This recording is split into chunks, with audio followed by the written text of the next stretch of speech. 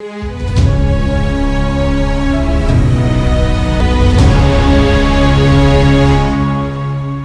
दोस्तों, राजनीति की बातों में आपका स्वागत है। मैं हूं आपका दोस्त धर्मेंद्र कवाली। दोस्तों, भोले बिसरे नेताओं की कहानी में आज हम बात करेंगे थानेसर हलके के 3 बार विधायक रहे श्री ओम प्रकाश गर्ग जी की। दोस्तों, लाडवा में लाला बेनी प्रसाद के घर पर 1921 में जन्मे लाला ओम प्रकाश गर्ग जी की दिलचस्पी परिवार के पैतृक कारोबार को बढ़ाने में कभी नहीं रही। जब भी वक्त मिलता वो पढ़ने बैठ जाते और उनके पिता बेनी प्रसाद जी कहते कि बेटा, व्यापार लायक पढ़ाई करना बहुत ज़रूरी है। तो वो कहते, बाबूजी मुझे केवल व्यापार लायक पढ़ाई नहीं करनी, बल्कि मैं तो चाहता हूँ कि मेरा देश जल्दी आज़ाद हो जाए और हर बच्चा यहाँ पर पढ़ाई करे। ये सुनकर उनके पिता उनके सिर पे हाथ फेरते और मन ही मन सोचते कि देखो मेरे बेटे की कितनी अच्छी सोच है। उन्होंने अपने बच्चे को कभी किसी काम से नहीं रोका। वो जो करना चाहते थे, जो करने देना चाहते थे, सब उसकी परमिशन वो अपने बच्चे को देते रहे। स्वतंत्रता आंदोलन में भाग लेने की वजह से उनको जेल भी जाना पड़ा, लेकिन लाला बेनी प्रसाद ने अपने बेटे को कभी नहीं रोका टोका। हैदराबाद आंदोलन बाद में जब हुआ तो उसमें भी उनकी हिस्सेदारी रही। और आज़ादी के बाद जब मारकाट मची तो कुरुक्षेत्र जिले में शरणार्थी भर भर कर पहुंचे थे। उनकी मदद की बात आई तो ओम प्रकाश गर्ग जी जान से जुड़ गए।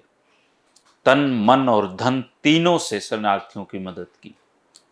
थानेसर रिफ्यूजी कैंप में उन्होंने दिल खोल कर अपनी तिजोरी के दरवाजे उनके लिए खोल दिए थे और पढ़े लिखे होने की वजह से उनको रीसेटलमेंट कमेटी में भी शामिल किया गया था, जहां उन्होंने बेहतरीन काम करके दिखाया। दलितों और पिछड़ों के लिए भी वो आजीवन काम करते रहे। उनके दिल में एक अलग जगह थी। और वो जब चुनाव प्रचार करने निकलते थे तो लोग, लाला जी को ये हो जाता था कि कहाँ हम इनको बिठाएं। इतना प्रेम हल्के की जनता उनसे करती थी। वो कट्टर कांग्रेसी थे। गांधी परिवार से उनके सीधे रिश्ते थे। संजय गांधी से तो बहुत ज़्यादा निकटताएं थी। वो उनकी बहुत इज्जत एक दूसरे की करते थे। राजीव गांधी से भी अच्छी मेल मुलाकातें रही। हरियाणा प्रदेश कांग्रेस कमेटी के 1966 से लेकर 1972 तक वो खजांची भी रहे और एक भी पैसे का दुरुपयोग ना उन्होंने कभी खुद किया ना करने दिया। चौधरी बंसीलाल तो हंसकर कहा भी करते थे कि लाला जी के हाथ में पैसा उतना ही सुरक्षित है जितना बैंक में होता है। ये हरियाणा कांग्रेस कमेटी के बैंक हैं। 1966 में लोकल बॉडी कॉन्स्टिट्यूशन में वो एमएलसी चुने गए और 1967, 68 और 1972 लगातार 3 बार वो थानेसर के विधायक चुने गए और ये रिकॉर्ड आज तक उनके नाम है। 3 विधानसभा चुनाव में लगातार कोई विधायक थानेसर से नहीं चुना गया। हालांकि ज्यादा तो चुने जा चुके हैं, लेकिन लगातार 3 का रिकॉर्ड उनके पास है। शिक्षा उनका फेवरेट विषय था दोस्तों। शिक्षा के प्रचार प्रसार का उन्होंने बचपन से इरादा कर लिया था और जब मौका मिला तो वो इस काम में जुट गए। 1972 में चौधरी माड़ू सिंह मलिक एजुकेशन मिनिस्टर होते थे हरियाणा के, और वो जब भी ओम प्रकाश गर्ग जी से मिलते तो कहते थे, गर्ग साहब आपकी जेब में तो कई स्कूलों की लिस्ट होगी जिनको अपग्रेड करवाना है। अगर सारे विधायक आपके जैसे हो जाएं तो हम शिक्षा के क्षेत्र में हरियाणा को बहुत आगे ले जा सकते हैं। उनका काम ना तो कभी मुख्यमंत्री बंसीलाल ने मना किया और ना ही किसी दूसरे मंत्री ने, क्योंकि सबको पता था कि ओम प्रकाश गर्ग कभी खुद के लिए मांगते नहीं, दूसरों के लिए मांगने आए हैं। वो कहते थे कि परमात्मा ने मुझे खुद इतना दिया है कि मुझे किसी और से मांगने की जरूरत नहीं है, लेकिन एक हल्के का विधायक होने के नाते मेरी ये जिम्मेदारी बनती है कि मैं ज़्यादा से ज़्यादा काम लोगों के करवा सकूं। 24 घंटे उनके दरवाजे लोगों के लिए खुले रहते थे। वो सीमित से संसाधनों में खुद गुजारा किया करते थे, लेकिन जब बात मदद की आती थी तो वो जो वैश्य समाज की परंपराएं होती हैं उनका पालन करते थे और दिल खोलकर वो अपना पैसा लुटाते थे, दान धर्म में खर्च करते थे। उन्होंने सबसे पहले सुगनी देवी गर्ल्स हाई स्कूल लाडवा में खोला। उन्होंने अपने हलके के दर्जन भर स्कूलों को अपग्रेड करवाया। उनमें टीचर की पोस्टिंग हो ये सुनिश्चित वो रखते थे। हरियाणा की महत्वपूर्ण पब्लिक अकाउंट्स कमेटी के वो मेंबर रहे। पंजाब म्युनिसिपल एक्ट में संशोधन की बात आई तो उनको कमेटी का मेंबर बनाया गया और उन्होंने इसने महत्वपूर्ण राय दी। छोटी बचत योजनाओं की कमेटी में भी वो शामिल रहे। लाडवा में अनाज मंडी जो है वो ओम प्रकाश गर्ग जी के प्रयासों से खुली थी और कुरुक्षेत्र को जिला बनाने में भी उन्होंने कोई कसर नहीं छोड़ी थी और उनके प्रयास आखिरकार रंग लाए, कुरुक्षेत्र जिला बना।